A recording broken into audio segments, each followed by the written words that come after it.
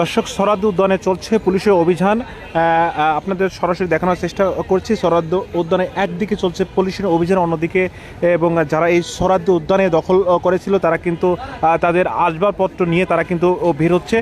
দর্শক, আপনাদের জানিয়ে রাখি যে গতকাল মধ্যরাতে এবং ঢাকা বিশ্ববিদ্যালয়ের শিক্ষার্থী এবং ছাত্রদল কর্মী সাম্যের এবং হত্যাকাণ্ডের পর কিন্তু আজকে এই সোহরাওয়ার্দী উদ্যানে কিন্তু এবং অভিযান চালানো হয়েছে বিশেষ করে। এবং আমরা যেমনটা দেখেছি যে শাহবাগ থানার একটি বিশেষ টিম এবং এবং এই এবং সোহরাওয়ার্দী উদ্যানে এবং এবং বেশ কিছু জায়গায় কিন্তু অভিযান চালিয়েছে। দর্শক, আপনাদের জানিয়ে রাখি যে এবং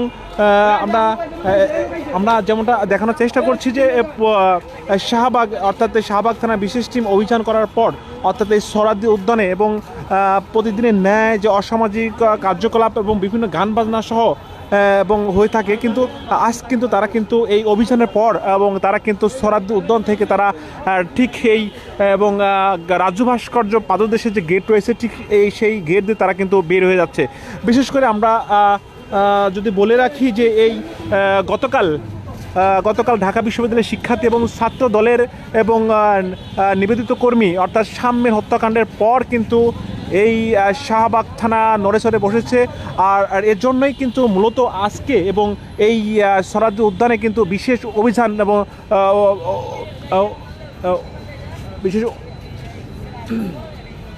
দর্শক, আপনাদের জানিয়ে রাখি যে গতকাল মধ্যরাত থেকে কিন্তু এই ছাত্রদল কর্মীর হত্যার পর কিন্তু এবং এই ঢাকা বিশ্ববিদ্যালয় এবং সোহরাওয়ার্দী উদ্যানে কিন্তু অনেক আলোচনায় রয়েছে এবং বেশ অনেক শ্রেণী পেশার মানুষ কিন্তু এ নিয়ে সমালোচনা করেছেন যে এবং ঢাকা বিশ্ববিদ্যালয়ের এবং শিক্ষার্থীরা অর্থাৎ বিশেষ করে নারী শিক্ষার্থীরা তারা নিরাপদ নয়। এছাড়া আমরা যেমনটা দেখছি সকাল থেকে এই রাজু ভাস্কর পাদদেশ থেকে এবং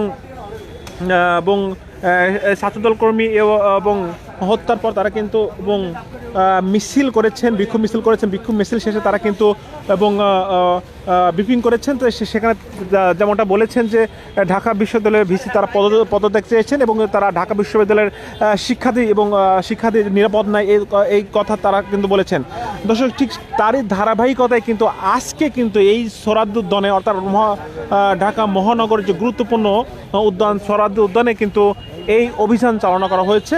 আপনারা যেমনটা দেখবেন যে আজ কিন্তু খুব ব্যতিক্রম এই বিশেষ করে এই সোহরাওয়ার্দী উদ্যানে অনেক জায়গা কিন্তু মানুষ দখল করে রেখেছিল এবং সেই জায়গা এবং সেই দোকানপাট যদি বলে রাখি সেই দোকানপাট কিন্তু তারা এবং তার রাতের মধ্যেই কিন্তু তারা কিন্তু তাদের এবং এই উদ্যান থেকে তারা কিন্তু বাইরে নিয়ে যাচ্ছে এমন দৃশ্য কিন্তু আপনাদের সরাসরি আমি দেখানোর চেষ্টা করছি।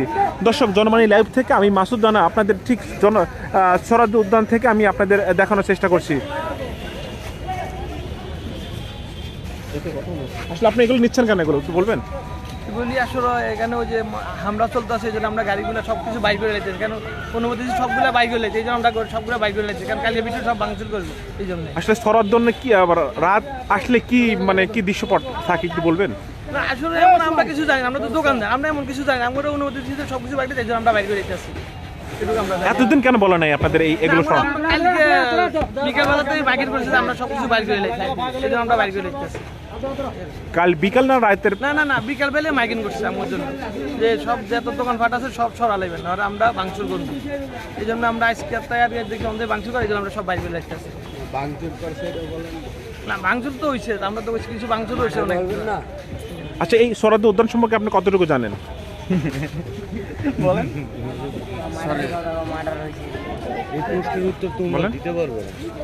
আপনি বলেন একটু কষ্ট করে। সমস্যা নেই। আসলে এই সোহরাওয়ার্দী উদ্যান সম্পর্কে আপনি কতটুকু জানেন, এখানে কি হয়ে থাকে একটু আমাদের একটু জানান।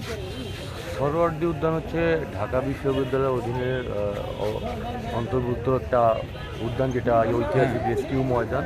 এখানে ঐতিহাসিক মুক্তিযুদ্ধের ভাষণ থেকে শুরু করে এখানে বড় বড় ধরনের যত ভাষা আন্দোলন শুরু করে সকল ছাত্র ঢাকা ইউনিভার্সিটির অন্তর্ভুক্ত একটা সোহরাওয়ার্দী। এখানে যারা ঢাকা ইউনিভার্সিটির আছে বা যারা শিল্প সংস্কৃতি মানে চারুকলা, তাদের এখানে একটা শিল্প সংস্কৃতি চর্চার আসলে মূলত এটা জায়গা, শিল্প সংস্কৃতি করার জায়গা যেহেতু সোহরাওয়ার্দী উদ্যান।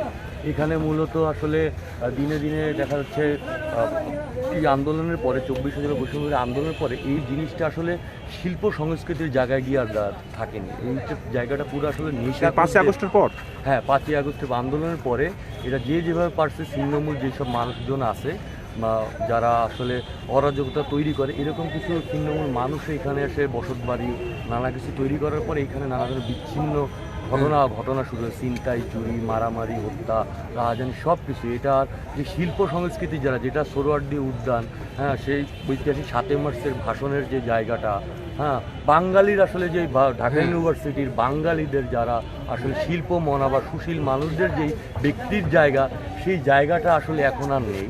যার কারণে অযথা দোকানপাট, নানা ধরনের ব্যবসা বাণিজ্য এখানে সিন্ডিকেট দ্বারা এটা গঠন তৈরি হয়ে গেছে। এই আশেপাশে শাহবাগ থানা, অন্যান্য পুলিশের আইনি ব্যবস্থা এখানে কমে গেছে, যার কারণে গতকালকে একটা হত্যা কাণ্ড এখানে ঘটেছে। ঢাকা ইউনিভার্সিটির ছাত্র দলের একজন ভাই, তাকে এখানে ছোট্ট একটা কারণ নিয়েও আমি জানি না, বাট এখানে হত্যা করা হয়েছে। তাকে যে ছিন্নমূল মানুষ বা কারা করেছে আই ডোন্ট নো, বাট এই যে ঘটনাগুলো, এখানে একটা মানুষ সেফ না, একটা মানুষ এখানে নিজের জানের নিরাপত্তা দিতে পারতেছে না। তা আসলে এইটা হচ্ছে সোহরাওয়ার্দী উদ্যান না, আমরা এখন যেটা দেখতেছি এটা আসলে একটা কি বলবে মানে জঘন্যতম জায়গায় পরিবেশ হয়ে তৈরি দাঁড়ায়। দর্শক আপনারা যেমনটা শুনলেন আসলে সোহরাওয়ার্দী উদ্যান সম্পর্কে। আচ্ছা, সোহরাওয়ার্দী উদ্যানে আসলে যে কার্যকলাপ হওয়ার কথা কিন্তু তার বিপরীতে যেমনটা তারা বলছে যে 5 আগস্টের পর কিন্তু বেশ কিছু এবং অনৈতিক কাজ হয়ে থাকে। দর্শক এই ছিল আজকে এবং সোহরাওয়ার্দী উদ্যান থেকে সর্বশেষ তথ্য। আপনাদের সাথে ছিলাম আমি মাসুদ রানা, জনবাণী, ঢাকা।